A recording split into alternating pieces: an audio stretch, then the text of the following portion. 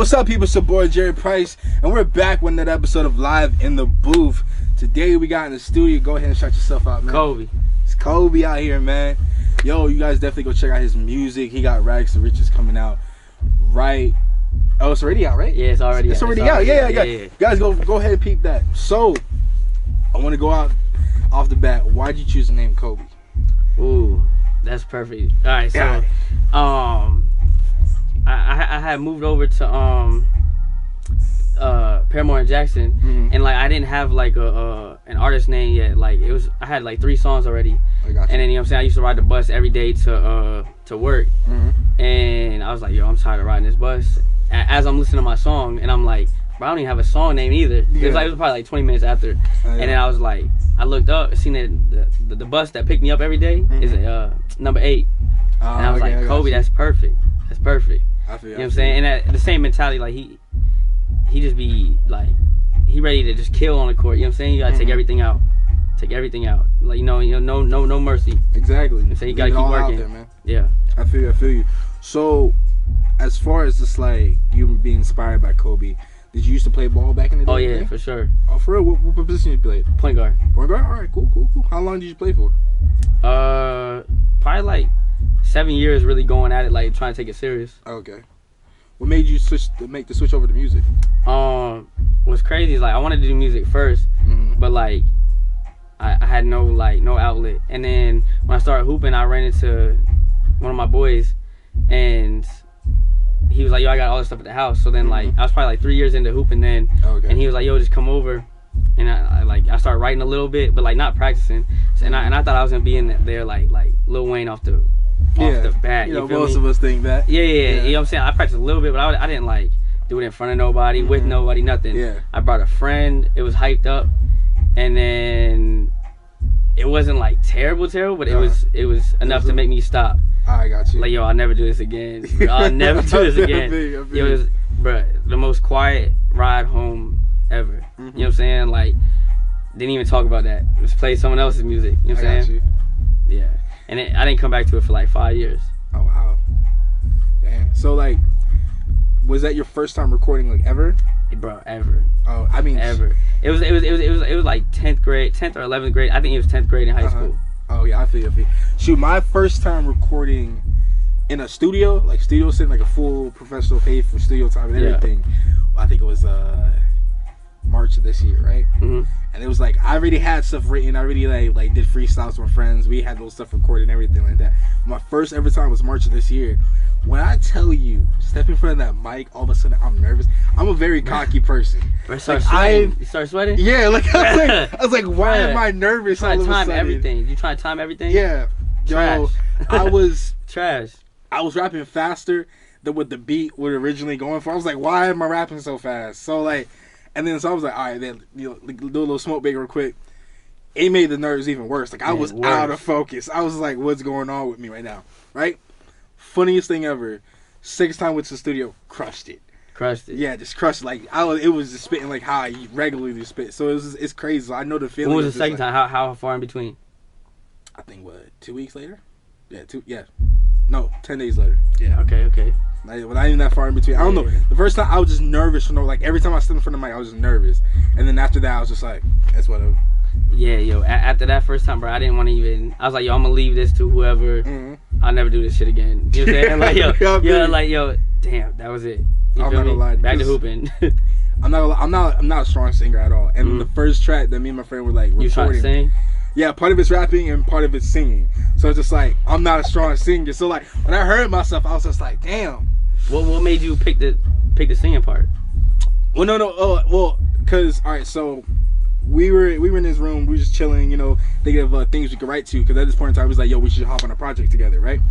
And then me personally, like when I'm starting to write raps, I'll write anything first, and then I'll come up with a beat later, and then I'll rewrite my verse to that beat.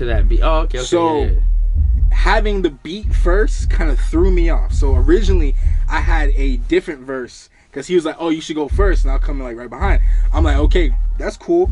My first verse was just me just spitting bars, just rapping, right? But on the type of beat, you kind of like gotta get that that melody. Give it to you, yeah. Yeah. So I'm just like, I'm gonna put out whatever I can, and then I'm gonna see what he got, right? He comes in and just straight bodies that shit, like, cause he's rapping, rapping and singing, cause he's versatile like that. So I'm just like, alright, man, damn. So I'm like, let me go ahead and rewrite my thing real quick, cause I'm like, I'm not gonna get washed like that. So then I'm like, alright, cool. Wrote the raps, shit slides, and then the singing part, I'm just like, yo, I'm just gonna write it out right now, and I'm gonna practice it up until the time we go to the studio and record it. And still to this day, I mean, I don't like the type. I'm not the type to use autotune like that. Like, I like the natural sound and stuff like that. But like, if autotune's needed, I'll use it. But for this one, I was just like, I'm not gonna use autotune. So literally for the past like 2-3 months, I've been practicing singing. But I was just like, I'm gonna get this right. But then I don't know. Past 3 weeks, I've been trying to tweak. Oh, that was recently. Yeah. Okay. Past 3, because we've recorded other songs, but that song is not like finished. Like, it's not like done yet. For the past 3 weeks, I've low-key been kind of tweaking my singing verse to switch it into rapping. Okay. It just slides a little. Points are singing a little bit. Yeah, I was just like, it slides better that way. But you had to let me hear it after. Yeah. Let me hear it. So I understand how you feel about that. So as far as just like performing wise, like, what do you think has been your biggest crowd so far yet? The biggest crowd? Yeah. Would have probably been that soundbar. Like that was off a whim, like a whim. Like, remember like how before I said I didn't really count it? Yeah. Like, it wasn't like, oh, I'm gonna go perform. You know what I'm saying? I just was like, damn, like, I'm kind of feeling it. Let me just go ask if I could do it. I feel you. So like, the nerves at that point in time. Like, have you ever performed in front of people before? Nah. Or that was just first time? So yeah, I was kind of like, yo, let me just go do this. You feel me? I feel. I mean, hey, that's. There's probably 30, 40 people in there. Had to be more than that. Like, it had to have been 70 at least. Yeah. But it didn't even feel that crazy. I was just like, as soon as I got on stage, I was like, damn, I don't remember these words, bro. I don't even remember these words, to be honest. Oh man.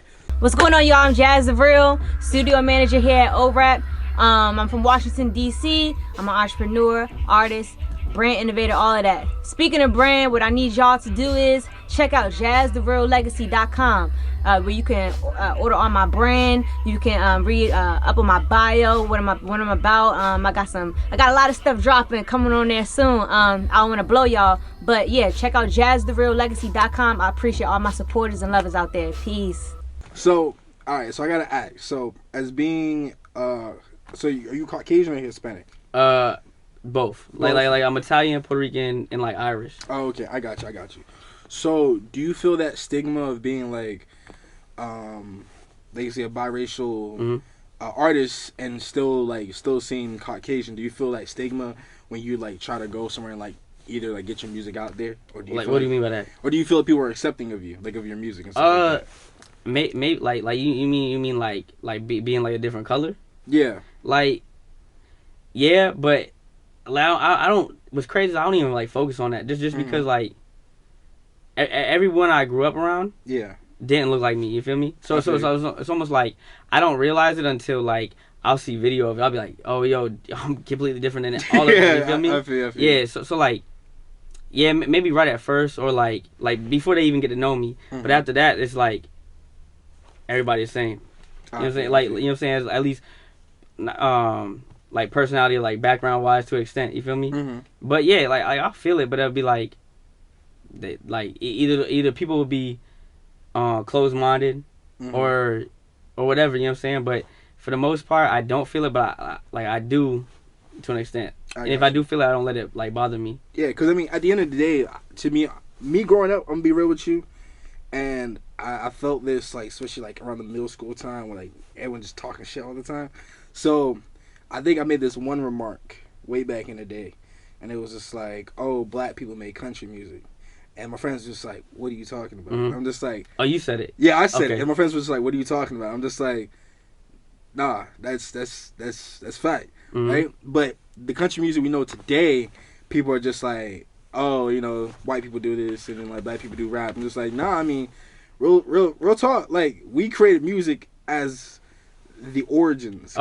Yeah. Because if you think back to like when blues was a thing, blues was just like, it spawned like so many different things, like rapping, literally everything, country, like soul music. So I'm just like, people say that, but I'm like, at the same time, at its core, art and music is for everybody. Yo, if you think about it, even before blues, like when tribes would do the chants, that's music. Exactly. That was music. You know what I'm saying? Exactly. But at the same time, I feel like music and art is for everybody. Like everybody. It doesn't matter what race you are, what color you are, because it was meant to bring people together to tell stories. But then people are just like, oh, if you're not this, you can't do that. That's the biggest divider. Yeah. And bro, that's the biggest teardown. When I hear that shit, it's like, bro, if that was not there would be love everywhere. Exactly. Everywhere. Exactly. It divides everything.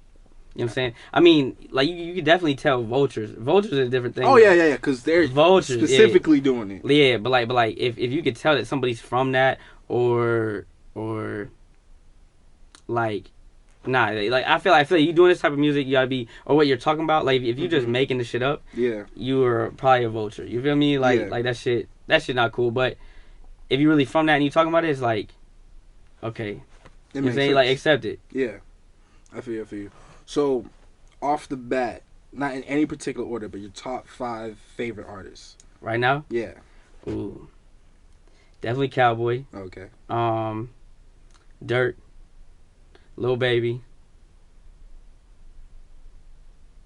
Drake's a cheat code. Like, he's a cheat code. I'm gonna be real with you. I don't want, but I gotta say Drake. I don't want to add him. But you got to. Okay. Other than Drake. Okay. Yeah. Those 3.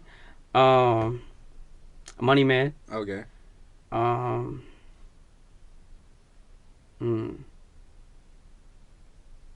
I always ask people this, and it's just like the last one. They're just like, ooh. Yo, I'm gonna name 2, just because I listen to them heavy. All right. T9. Okay. I don't know if you know who that is. T9 or Tech 9? No, T9. T9. I don't know T9. He's I believe he's from he's from somewhere in Florida. He's either Tampa or Miami. I think it's Tampa though. And then Richie. Okay. Richie from here. I got you. So when it comes down to who you tailored your music to, as far as like who inspired you when you started making music, who do you think like would be like some of the influences in your life? Wayne, bro. Like, that's literally the only reason why we wanted to do it. Like, for real? Right. Yeah. I mean, I gotta ask though. All right, so because me and my friends were having a debate about this. So, although they're both amazing artists, who do you think overall has like a better discography, Lil Wayne or Eminem? Wayne. I don't know about that, man. I'm not gonna change your opinion. Definitely not. But I'm just saying. I'm Wayne. Really? What? But first of all, I don't even like Eminem, but that hurt. You like him? The GOAT. What you mean? Stop. Yo, I'll take Wayne. I'm not gonna lie though. Like, if you think about it, it's like they're two sides of the same coin. Cause like the artists that you like named and stuff like that, I would say if it was like my top 5, they're on the opposite spectrum of what I said. Yeah. But are you talking about? I mean, even right now. Like, even right now. Yeah, cause I was talking about right now. I wasn't doing like all the time. Oh yeah. I mean, even right now. Who do you say for your top 5? My top 5, excluding like the forever GOATs, that's like Kanye, Kendrick, Cole, excluding them. For sure. I would say it's Boss, Mac Miller, ASAP Ferg, Schoolboy Q, and Anderson .Paak. Okay. Yeah, those are like my top. Like, if there's any time where I'm trying to like, ASAP got the sauce. Yeah, ASAP got the sauce. His flow is crazy. Yeah, I'm not gonna lie. His ad-libs is crazy. Even though he hasn't dropped in quite some time. He better pull Rihanna since he was. Oh man, but like I understand, like, you know, you got other priorities, you busy and stuff like that. Especially since like with the whole Rona stuff started, it's just like, as an artist, I understand why you're delaying your music a little bit. You would think there would be more. Why you say you understand? Because if you can't, like, a lot of music, like money in music comes from performing and doing meetups and different things like that. So what's the point of me releasing a song with a dope music video if I can't then like a week or two later go out to like Switzerland and perform this in front of like 100K people? Because just like at that point in time, I'm not saying you're wasting a song, but you're wasting the opportunity to build up the hype around it. Yeah. So it's just, I see that. Yeah, so it's like, I understand, like, especially like there was a couple artists that like who had set release dates for certain things that got pushed back, or they just took off the release date because, as a business strategy, as being an artist, there's no reason to release it right now, because it's a timepiece, but at the same time, you can't perform it. So what's the point of putting it out right now if we can't put no hype behind it? Yeah. So I mean, I completely understand. With that being said, guys, we're gonna take a quick 5-minute break. You guys enjoy this quick ad. What's up, people? It's your boy Jerry Price from Live in the Booth. Thank you guys for tuning in. I just want to let you guys know that our season 2 playlist is up on our YouTube channel right now. We're almost on the season finale, so you guys haven't already, go ahead and subscribe to that channel, and you guys can check out some cool content of different artists in the area. Also, if you haven't already, go ahead and drop below who you guys want to see next in Live in the Booth for season 3 and seasons coming up soon. Also, if you haven't already, if you want a chance to get in Live in the Booth, go ahead, hit the link for the raffle tickets. You guys can definitely have your own chance of being live in the booth. And until then, it's your boy Jerry Price. I'll see you guys later. Alright guys, so we're back. Hope you guys enjoyed that ad. So Kobe, I gotta ask, so what part of Orlando are you from? Or are you even from originally here? Oh yeah, no, I mean I was born in Chicago. I got you. But like as far as like coming here, me and my mom moved to Paramore, and then but it was probably like a year or two, and then we went to Winter Springs, and then we went to Sanford. We was there for years, and then I went from there to Longwood, then to the east side, like on Cimarron, and then back over here for like 3-4 years, which was Paramore and Jackson. I got you. So like, you coming from how old were you when you moved from the Chi to here? Oh, like permanently, it was like 7, 8. Oh, okay. I was a baby, like type shit. I feel you. I came from Fort Lauderdale to here, and like when I was like 4. I've been here basically all my life. I mean, yeah, you here? You feel me? I would say I lived a dual life here and there because every like summer, Christmas holiday, you go there. I'm there, and then I'm here for school. So it's just like I'm living a dual life. Like, yeah. But like, trust me, I feel you. So, majority was here. Yeah, that's how it was for me. Exactly. But even though like majority was here, I had to go down there, and it's like I never left. So I feel you. Now, I was gonna say, it's like, how do you feel like the music culture here compared to like other places?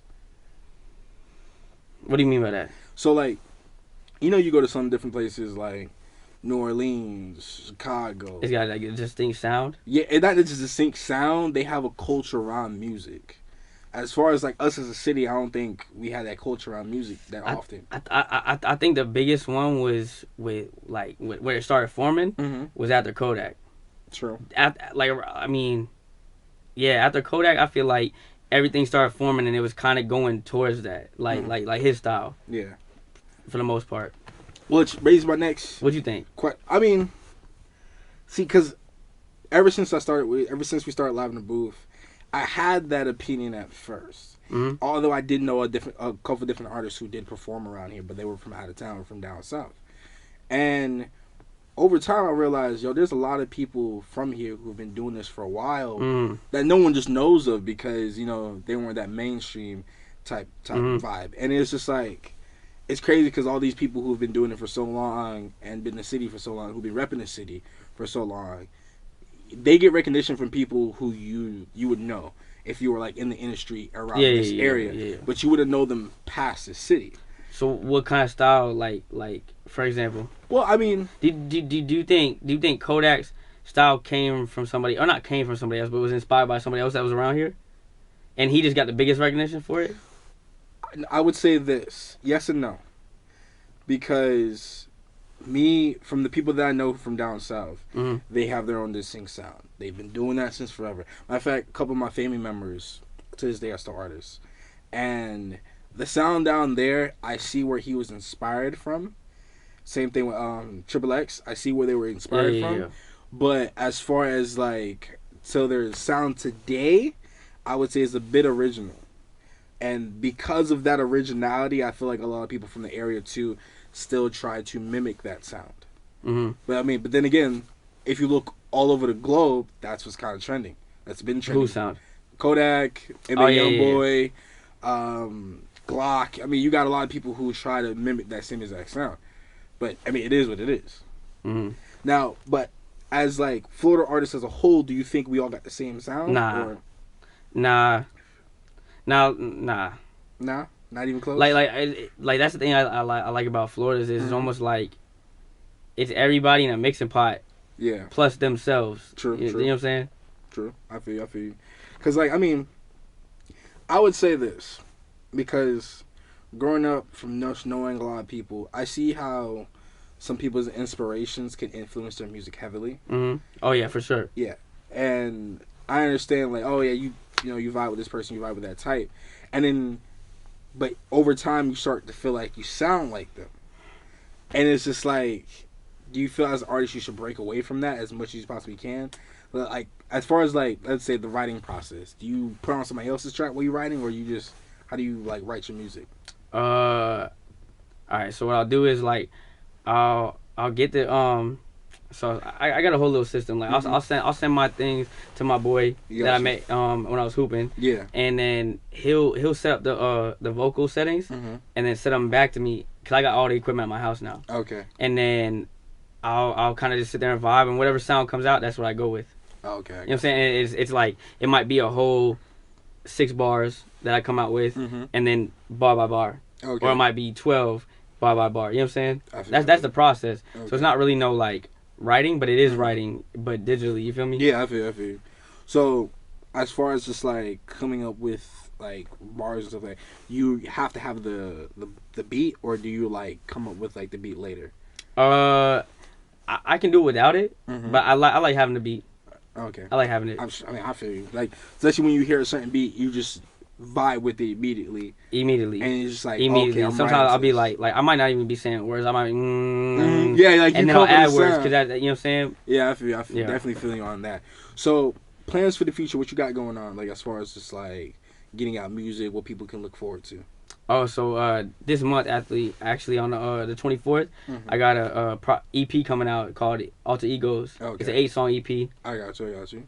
All right, that's what's up. And then between that, like I'll probably have like 2 singles before that. Oh, okay. So as far as like performances wise, like what do you got planned? Nothing up until that January 16th. Oh, okay. You know what I'm saying? I'm trying to open up for Money Man, but before that, nothing really. But if I see the sound bar, I'll probably do a couple of those. Okay. Now, like, as far as just, like, big events, like, performing for Money Man, and then, like, other events, like, small venues, like the Soundbar, do you feel like the Soundbar is a good place to see what your music vibes with? Absolutely. Okay. So, like... Not only just them, but, like, all different type of venues like them? Absolutely. I got you. So, now, as far as just, like, certain songs that you have to put out, like, I don't like you'll listen to a beat, but you'll be like, damn, like, is this really the perfect song to perform? Like, how do you go about as an artist trying to like think about ways to like, all right, I want to make this song so I can perform to people rather than make this song so people can just vibe to in their car? Say it one more time. So like, all right, so for instance, Drake's music, you got like out of like an entire EP that he'll drop, you have like 5 or 6 songs. You really just vibe with them into your car. And then you have the other, like, 3 or 2 songs that are actually songs you'll hear at this concert. So how do you, as an individual artist, do you, like, make those songs that you're like, all right, cool, I'm going to perform this song, and then the rest of the songs are just, like, songs I could just slap somewhere? Okay, so if you're, like, a Drake, or not even like a Drake, like, if you're just someone that's already popping a little bit, you know what I'm saying? Like, you could probably perform any type of song, like if you got somebody that when you make a show or have a show, like you'll have like 50 or plus people come out, you could probably play any song that you have. Okay. You know what I'm saying? Like whether it's a slow vibe or a fast vibe. But I say like if you're not popping like that and you just like your first 10 shows, you should probably play the most hype songs. You know what I'm saying? Because you gotta grab their attention right away. You gotta grab them, and then after maybe play a slow song. I got you. You know what I'm saying? Unless it depends on the event. Like if it's like an R&B event or a slow event, you could play those. But if it's like just a all-out rap, probably do the hypest one. Okay, cool. It's your boy V LaVinci. I hope you enjoyed our last episode of Live in the Booth. For any of your viewers, any of you guys are artists, today's your lucky day. I'm glad to announce we're gonna be doing a raffle for anyone who ever want to do an interview with either me, Jerry, or Luxy here live in the booth in the Female House crew. First place, they're gonna go ahead and do an interview with us. We're going to go ahead and do a freestyle. Second place, go ahead and get a freestyle. And third place, they get 20% off into doing the interview. The link will be in the bottom of this video. Shout us out, DM us on the IG. You have those IGs as well. Definitely we're going to see you guys then. Until then, all right? Peace out. Cool. Got you. Or just high energy. Yeah, to be honest. And that's the thing, because, like, I mean, yeah, you in a club setting, but, like, sometimes one of your best songs that you think is, like... It might be the slow one. It might be the slow one. You might have to do that. Yeah. You might have to do that. You might have to. I feel you on that. So, now, as far as just, like, tensions in the area, as far as just, like, beef and stuff like that, do you feel like that should be kind of left out of rap as far as just, like, as upcoming artists? Or do you feel like beef is like what kind of drives people's attention towards you? It does drive the attention, but I don't think you should be looking for like that beef energy just to get the attention. Yeah. Like if you have to do that for your music, you trash. Basically. You trash as fuck. Yeah. But if it comes from that, because that's really what everyday lifestyle. Then that just come with it. You know what I'm saying? Like fans are gonna love that, but like don't go looking for that. Yeah. You can't look for that. Exactly. Like, which leads me to my next thing. So like as far as like having a gimmick as an artist to exceed in life. I mean, I'm not even gonna say it's a gimmick. Is some people say it's a strategy, but so like to be honest, at its core value, like some people have like the way they act, their antics and stuff like that to get them up there. Do you feel like every artist needs that, or it should just be like, all right, cool, you got your music, but then you got how you are in like everyday life to try to like amp that up? I feel like the people that usually get like, no, you don't need that. Like if who you are, if you just pop in on who you are, you don't need that. But like if you acting, you definitely gonna need that. Like if you acting what's in your music, like in what's in your music isn't really who you are. Yeah. Like you're gonna need those gimmicks. You know what I'm saying? I got you. Because none of that shit's gonna transpire in your everyday life. So you gotta like almost make it up. Make it happen. Make it happen. Yeah. So wow, fine, that's crazy. At the end of the day, you just gotta be yourself. Like if that's really what is happening, that's what's happening. But yeah, if it's not happening, you gotta make the shit up. I got you. You gotta make it happen. Which is even crazy because if you think about this, so like, you know, some people who they'll drop new songs like every 2 weeks or dropping EPs like every month and stuff like that. And you have some people who don't really live that life to the extent that they're rapping about it. And it comes to a point where it's just like, wow, you know, this track sounds so fluid, sounds like so realistic, but then you have people who are basically ghostwriting their raps for them because it's stuff that they lived. And so you, like somebody's actually writing for them? Yeah. Okay. So it's just like, what are your views on like people ghostwriting and stuff? Like people who write their raps or help them write their raps in a sense. Okay, so that like that extent, I would say. Cause like you could have a team like I'm gonna take Drake for example. Okay. Just because that was the biggest thing that probably everyone want to downplay it. True. Like he not writing.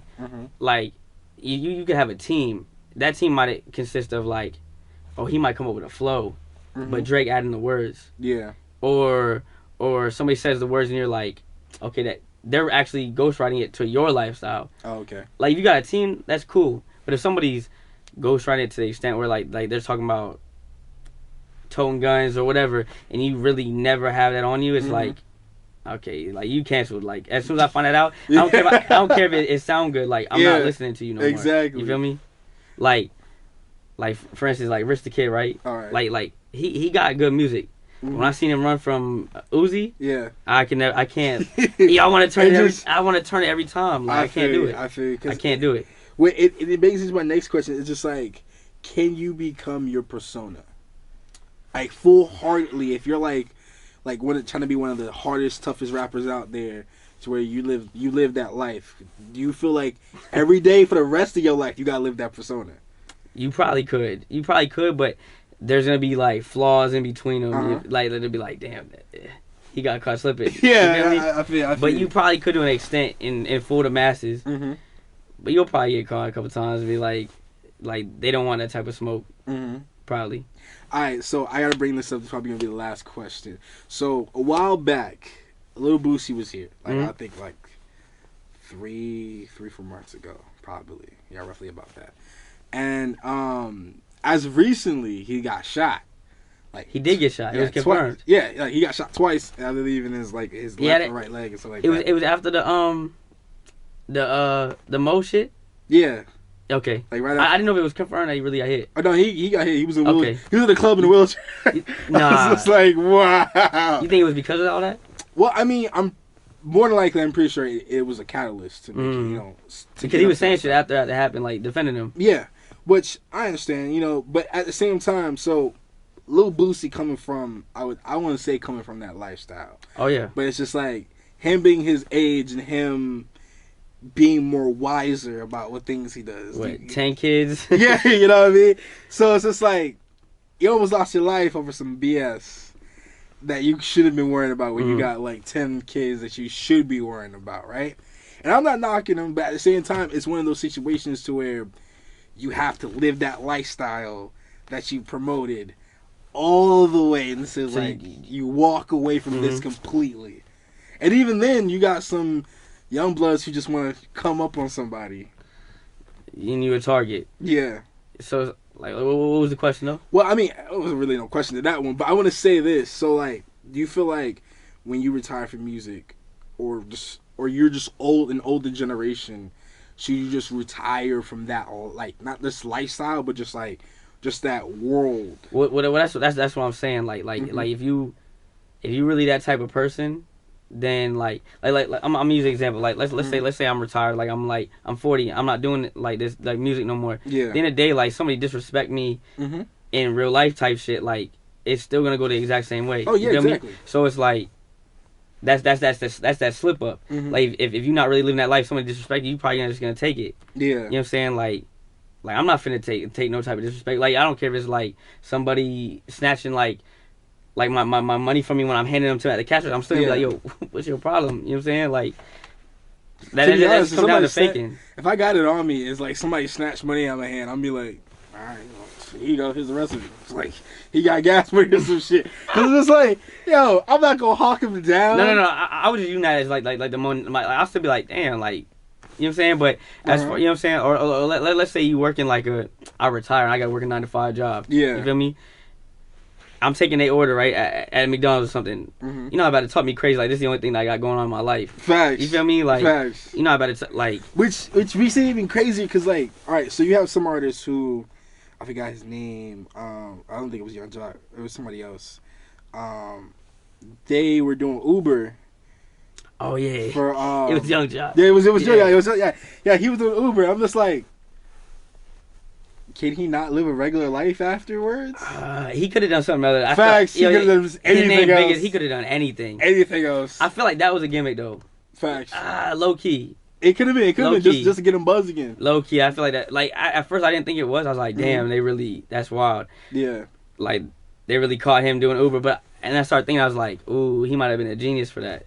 True. Just to get the name got popping. Him buzzed, and you gotta think, Young Jock, to this day. You literally could have just made a brand and sold it, even if he was dead broke. Exactly. He's been on TV most of the time, so you get residuals from those episodes. Like if he would have came to any studio here, they would have recorded him. Oh yeah, exactly. So it's like you still gonna be worth some type of money. Exactly. So I feel like that was a gimmick, low key. Facts. What you feel about it? I feel like if I'm out of the music for like, and I've been out of music for a while, and I just want to try some other stuff, like say Uber, or I just want to try a retail job, or try like anything. Are you just trying it because you're bored, or are you trying it because you're trying to get money? The way he pushed it, man, he needed money. True. He pushed it, he needed money. Like, but at the same time, he made it seem like just because I've done all this, that means I can't just make a living doing something else. So, because like you have all these people who are like famous actors who just go live a regular life doing a regular job, not even because they truly need the money, but they're making money to make it seem like they're doing something. You know what I mean? So it's just like, I understand where he was coming from, whether or not he's just doing it as a strategy or doing it just because he needs the money. I mean, if he needs the money, he needs the money. I mean, so? And then he didn't drop no music right after, did he? Yeah. Oh, he did. Okay. He dropped music, and I believe he's on contracts for like other stuff. Okay. And everything like that. So I say it probably was a whole ploy and everything like that. But at the same time, I'm just like, to be known if it was real. Yeah. If it was real. Yeah. I was just like, man. Woo. I mean, you got a lot of artists who blew their money so fast. It's just, it happens. And not even just artists. You gotta think of like athletes. That too. Athletes. Crazy shit. Lotto winners. It's just people blow their money on stuff that they thought they needed that didn't you know, benefit them in the end. Yeah. With that said, man, I want to thank you for coming out, Kobe, man. Appreciate it. Thank you for having me, for real. No problem, man. Yo, definitely check out this next part. He's going to be spinning one of his songs in the booth. Y'all check this out. That'd be crazy. See you.